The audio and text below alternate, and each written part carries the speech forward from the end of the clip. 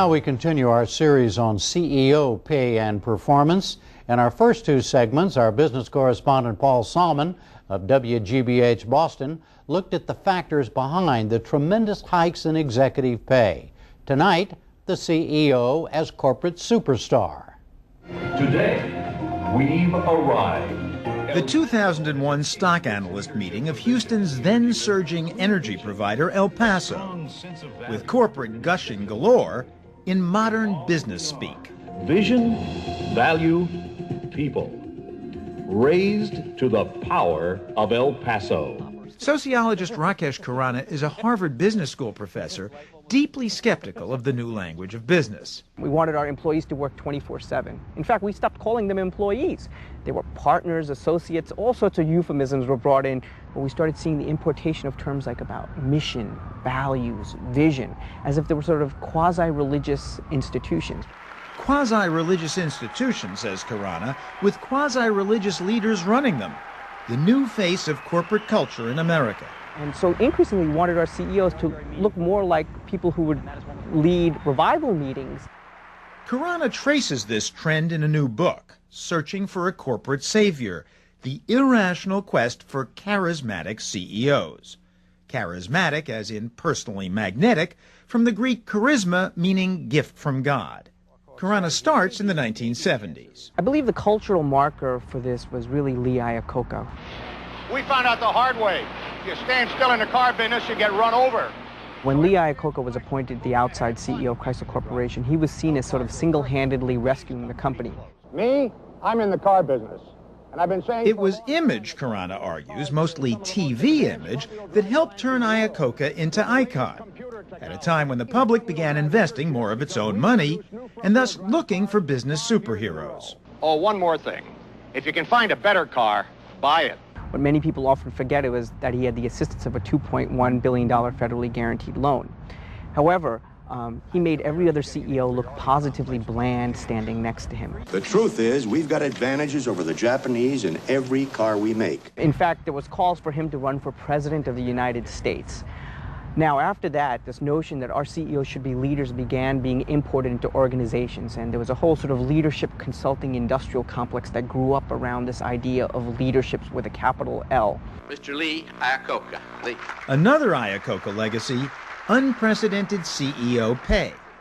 Though he only took $1 a year to start, by 1986, Lee Iacocca was making $20 million and had become America's most well-compensated CEO.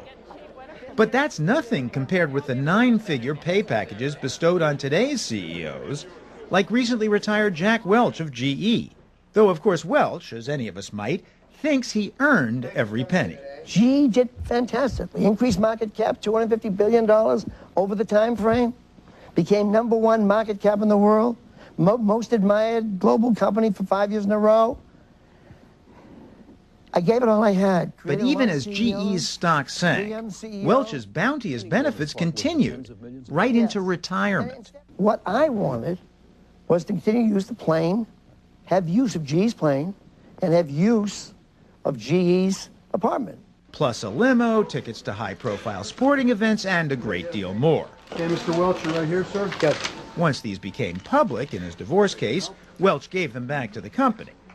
Khurana, however, views such perks not just as the rewards of power, but as symbols of it.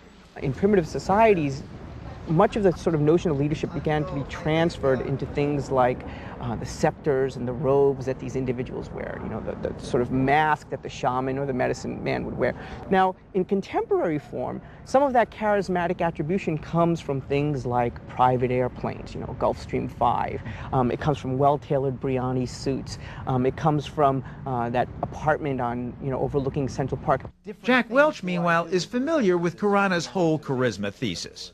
Your job as a CEO is to give people the vision of where you're going.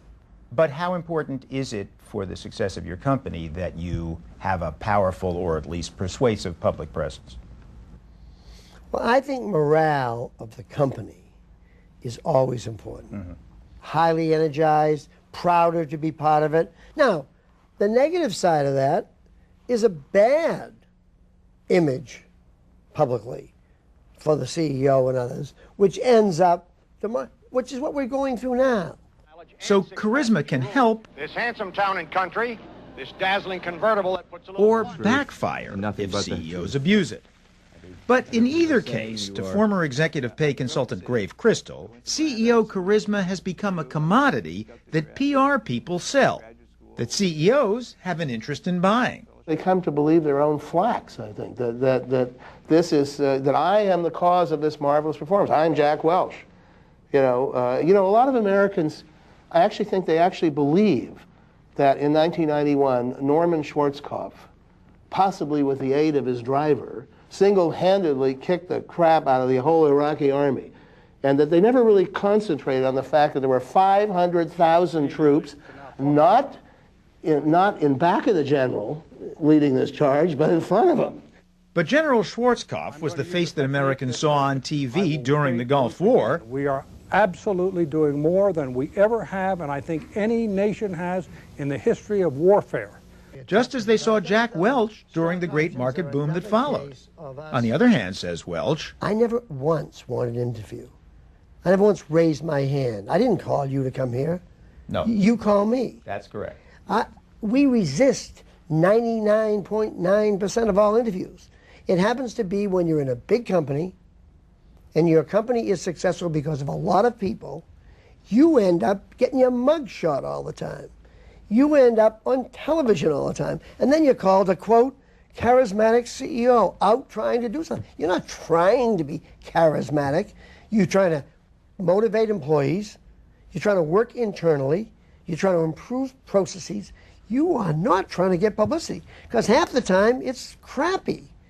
You'd like them all to go away. You don't think you're being charismatic right now, by the way? I have no idea. Yeah. I have no idea. Don't take a vote in the room. I'm not trying to be. I'm just talking to you about what this is about. Rakesh Khurana, however, emphasizes the CEO's increasingly active role in all this, even in the world of high tech. Whereas CEOs in the past used to be sort of more anonymous, about as well known as their chauffeurs or dentists, CEOs now are expected to be in front of CNBC through the force of their will and through the force of their personality, be able to convey this, continual optimism about the future. And John Chambers was an example of that. Many people in Fortune magazine, for example, described him as a sort of Southern Baptist preacher in the way he communicated to his employees and to investors. That was in a May 2000 cover story, when Cisco's stock was still soaring, and we ourselves were witnessing John Chambers' evangelical zeal.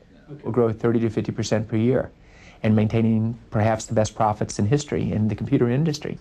And it comes down to empowerment. Empowerment of the individual, empowerment of democracy, empowerment of creativity. And if we're going to be successful in the future, which I give us good odds that we will be, it will be because of how we use our own technology and the culture that we convey as far as empowerment of our employees, and then sharing the success with our customers and our employees in ways that no one's ever done before. Now, even at the height of the high-tech boom, this sounded a tad extravagant, but the aura around Chambers was such that few were willing to doubt him publicly.